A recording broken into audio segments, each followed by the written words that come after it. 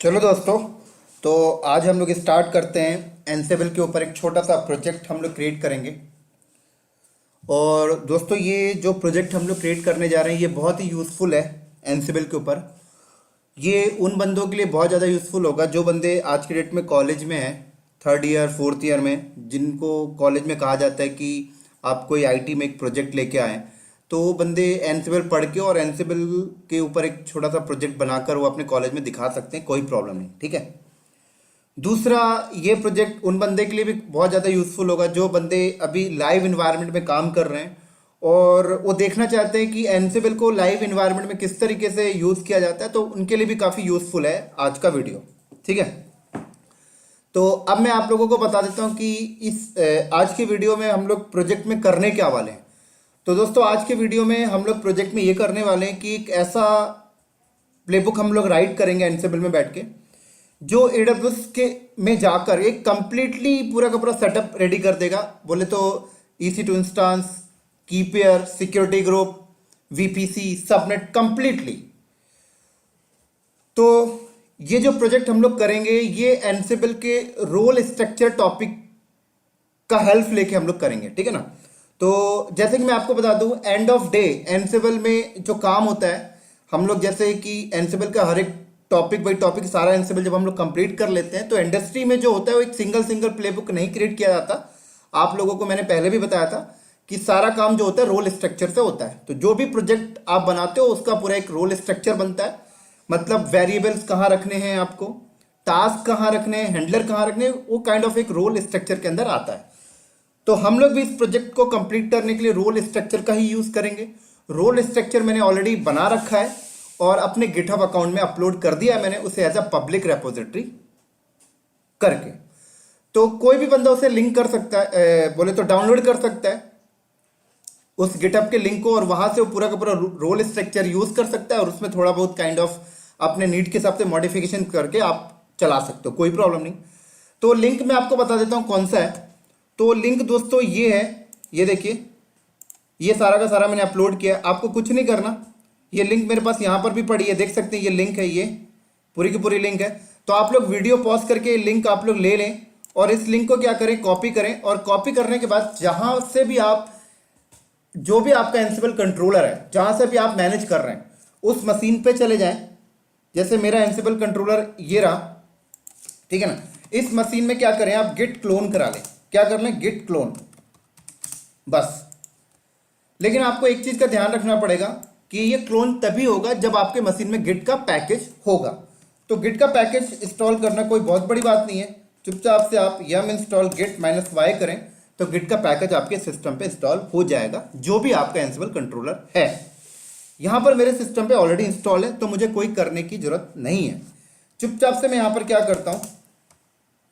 अब सवाल आता है कि क्लोन करेंगे कहां पर। तो कहीं पर भी क्लोन कर सकते हैं, कोई प्रॉब्लम नहीं। लेकिन एनसेबल के अंदर एक प्री डिफाइंड, बोले तो डिफॉल्ट जो पाथ होता है रोल का, वहां पे ले जाकर आप क्लोन करें तो ज्यादा अच्छा है। क्योंकि अगर आप एनसेबल कंट्रोलर में /etc एनसेबल रोल के अलावा किसी और पाथ पे रखते हैं तो फिर आपको एनसेबल की कॉन्फ़िगरेशन फाइल पे जाके और रोल का पाथ भी चेंज करना पड़ता है, ठीक है ना।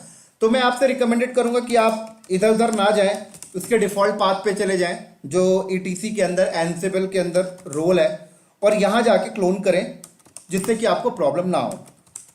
तो मैंने क्लोन किया और ये पेस्ट किया, तो ये देखिए डन। तो देख सकते हैं आप इस रोल के अंदर आए तो देखिए यहां पर पूरा का पूरा डायरेक्टरी स्ट्रक्चर है। यहां पर देखिए टास्क है एंड वेर है, ठीक है ना। तो वेर के अंदर यहां पर कुछ प्री डिफाइंड वेरिएबल सेट है। उस वेरिएबल को एक बार नजर मारते हैं क्या है।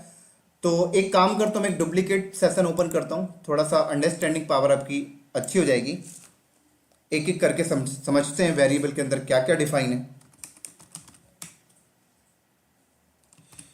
तो चलते हैं इस पाथ पे। एनसेबल के अंदर रोल CD VPC रोल के अंदर गए, CD वेयर्स के अंदर गए और देखिए main.yaml को ओपन किए। तो देख सकते हैं यहां पर सबसे पहले देखिए एक वेरिएबल है जिसका नाम है AWS EC2 की। अब इसकी वैल्यू आपको अपने AWS अकाउंट पे जाकर एक्सेस की वहां से लेके आके यहां पर पेस्ट करनी होगी, ठीक है, ऐसी सीक्रेट की। तो चलिए मैं अपने AWS अकाउंट पे गया, यहां पे जाता हूं और यहां पे माई सिक्योर क्रेडेंशियल पे गया।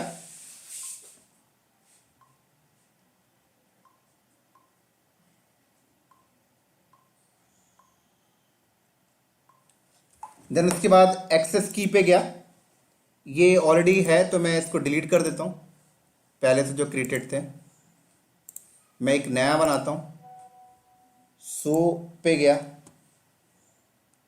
और ये एक्सेस की मैंने यहां से कॉपी करनी है।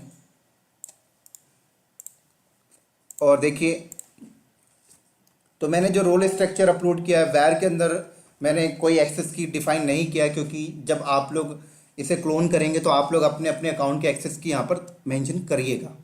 तो मैंने पेस्ट कर दिया। तो ये AWS_ की एक वेरिएबल है जिसकी वैल्यू ये रही। अब ये वेरिएबल को हम लोग टास्क के अंदर यूज करेंगे, है ना, जब टास्क रन करेंगे तो। उसके बाद यहाँ पर AWS सीक्रेट की ये भी एक वेरिएबल है, यहाँ पर वैल्यू क्या आएगी, ये आएगी सीक्रेट की। क्लियर? चलिए यहां पर पेस्ट। अब देखिए एक वेरिएबल हमने यहां पे रीजन डिफाइन किया और देखिए वैल्यू क्या है, US ईस्ट 1, ये आप सबको पता है नॉर्दर्न वर्जीनिया रीजन का कोड है। VPC देखिए VPC_CIDR ये वेरिएबल है, उसकी वैल्यू ये रही। VPC_name ये वेरिएबल है, उसकी वैल्यू ये रही।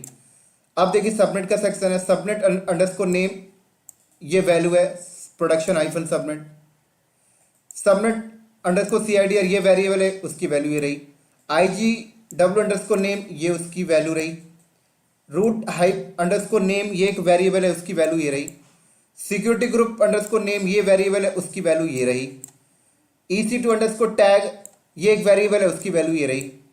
EC2_key_directory ये उसकी वेरिएबल है और ये उसकी वैल्यू रही, ठीक है ना। ये सारी चीजें हम टास्क में यूज करेंगे, सारे वेरिएबल, इसलिए हमने पहले से इसकी वैल्यू यहां पर सेट कर दी है। ये एक वेरिएबल है की पेयर_नेम ये उसकी वैल्यू रही, राइट। अब ये सब वेरिएबल कॉल कहां पे हो रहे हैं मैं आपको दिखाता हूं। तो ये जो आपका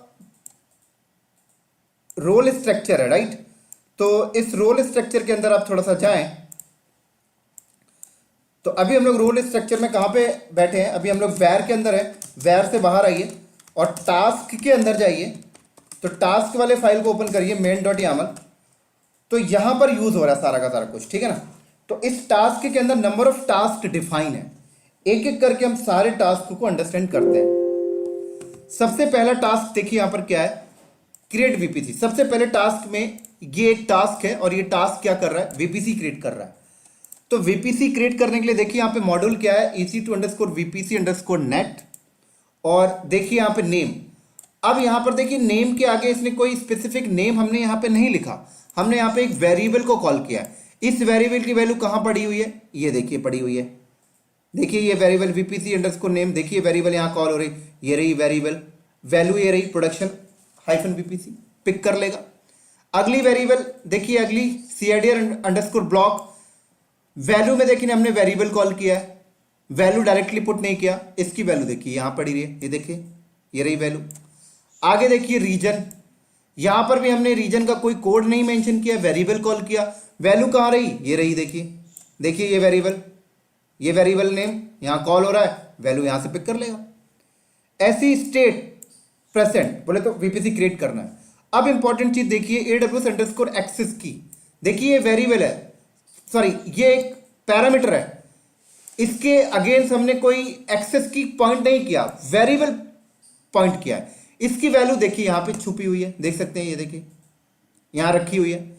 ऐसे ही अगला देखिए AWS_secret की, ये भी एक पैरामीटर है जिसपे हमने वैल्यू में कोई डायरेक्टली सीक्रेट की नहीं मेंशन किया, वेरिएबल पास किया, इसकी वैल्यू ये रही। तो ये इंपॉर्टेंसी है दोस्तों।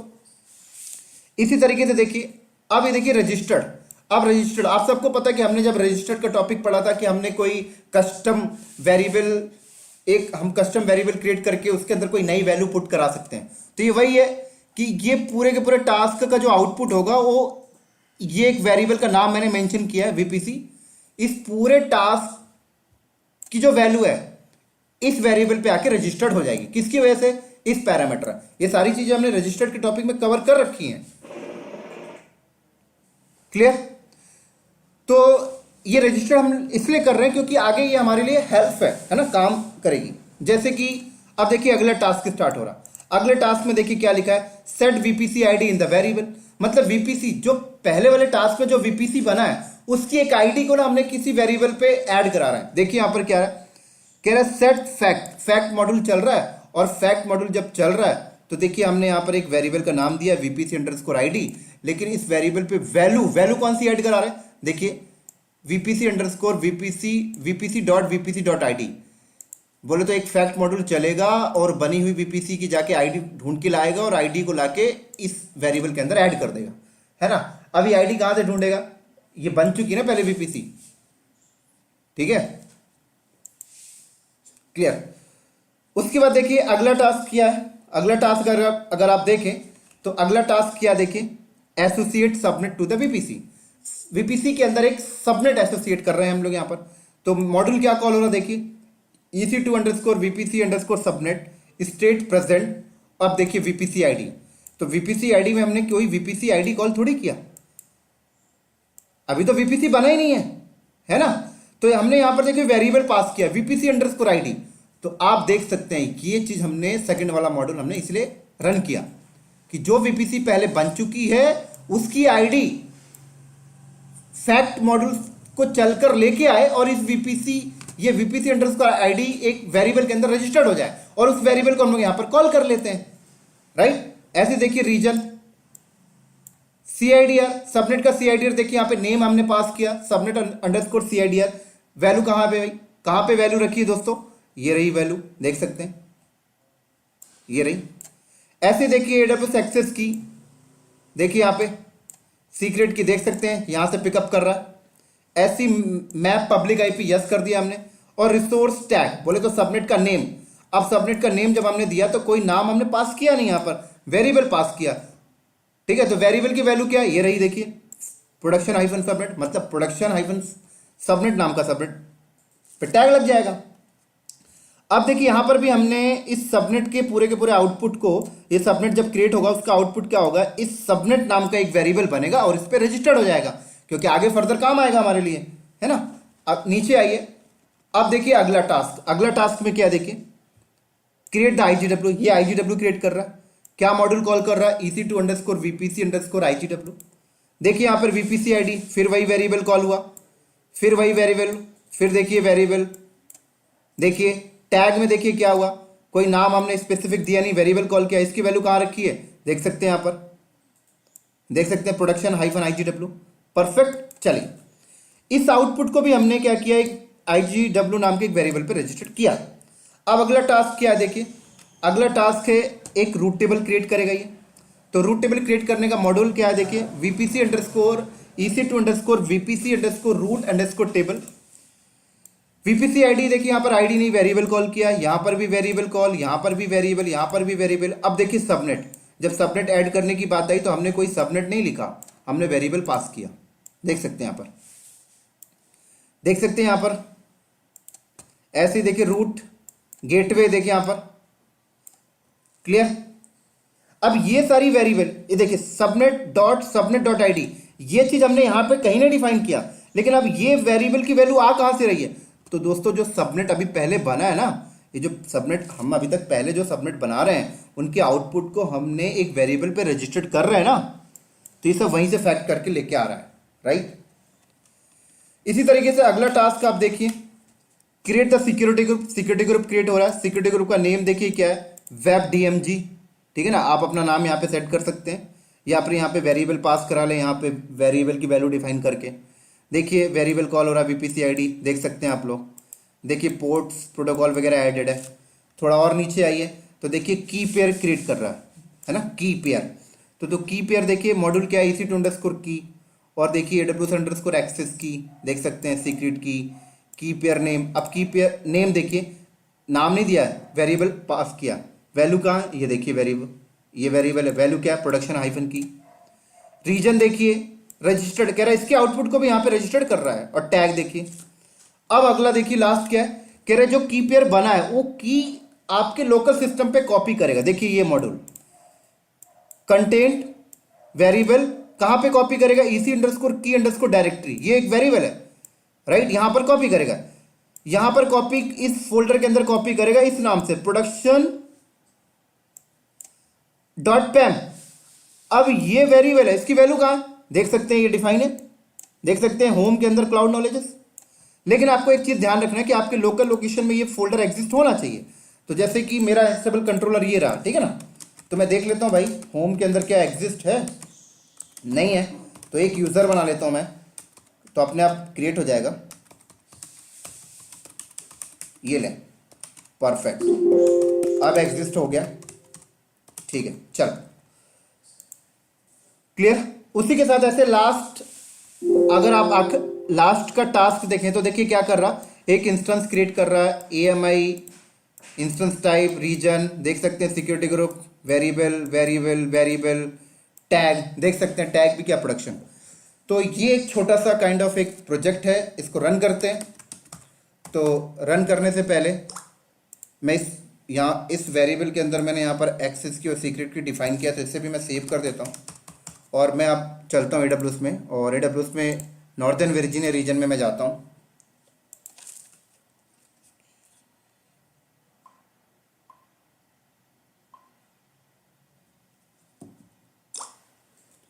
तो देखिए मेरे पास अभी कोई भी इंस्टेंस अभी नहीं है, यहाँ पर एक है प्रोडक्शन, वो भी बंद हो चुका है, ठीक है। अब मैं इस रोल स्ट्रक्चर को रन करता हूँ, तो कैसे रन करेंगे आप, एंसिबल रोल के अंदर आ जाएं, ठीक है, और रोल के अंदर आप जाएं तो टास्क है आपका, वेरिएबल भी है। अब आप टेक्स्ट के अंदर जाएं तो यहाँ पर देखिए एक प्लेबुक भी क्रिएट है, देखिए क्या कर रही है, रोल का नाम भी यहाँ पे पास कर रखा है मैंने ऑलरेडी, ठीक है।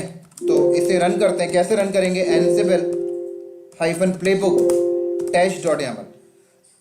तो ये जाके AWS में क्या करेगा, VPC क्रिएट करेगा, फिर सबनेट क्रिएट करेगा, फिर सिक्योरिटी ग्रुप क्रिएट करेगा, फिर की पेयर करेगा राइट, की पेयर को लोकल मशीन पे कॉपी करेगा होम के अंदर क्लाउड नॉलेज के अंदर, फिर उसके बाद एक इंस्टेंस बना देगा राइट, पूरा काइंड ऑफ एक प्रोजेक्ट रेडी कर देगा। चलिए एंटर करते हैं हम लोग इसको, एंटर।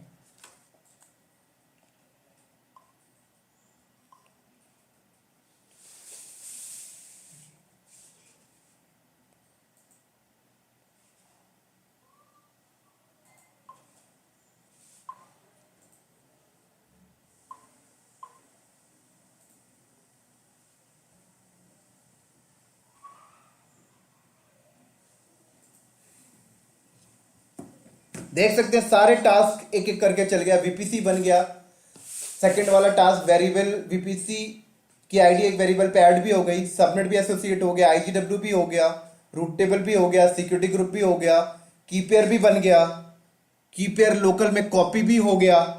अब इंस्टांस क्रिएट हो रहा है लास्ट में, देख सकते हैं आप लोग,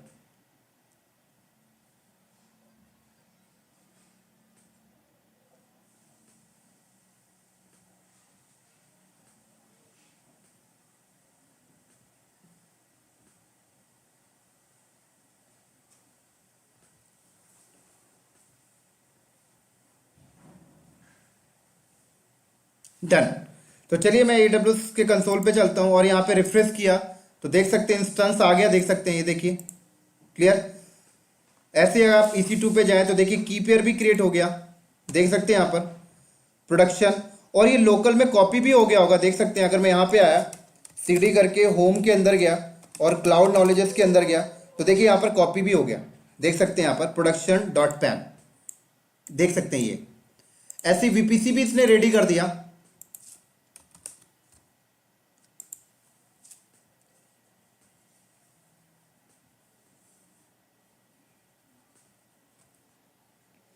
VPC भी इसने क्रिएट किया है, देख सकते हैं प्रोडक्शन। सबनेट आ जाए, सबनेट भी इसने क्रिएट किया, देख सकते हैं ये देखिए। रूट टेबल पे आ जाए, देखिए रूट टेबल भी इसने क्रिएट कर दिया। IGW पे आ जाए तो देखिए इंटरनेट गेटवे भी इसने क्रिएट कर दिया। सिक्योरिटी ग्रुप में आ जाए तो देखिए सिक्योरिटी ग्रुप भी इसने वेब DMG क्रिएट कर दिया, क्लियर। और इसी तरीके से इसने जो मशीन बनाई है उसको मैं कनेक्ट करने की कोशिश करूं तो मैं वो भी कर सकता हूं, राइट, क्योंकि उसने की बनाकर मेरे लोकल पे मुझे दे भी दिया है ना। तो कैसे कनेक्ट करेंगे, तो इसकी पब्लिक आईपी आप यहां से कॉपी कर लें, सॉरी इंस्टेंस पे चलते हैं हम लोग।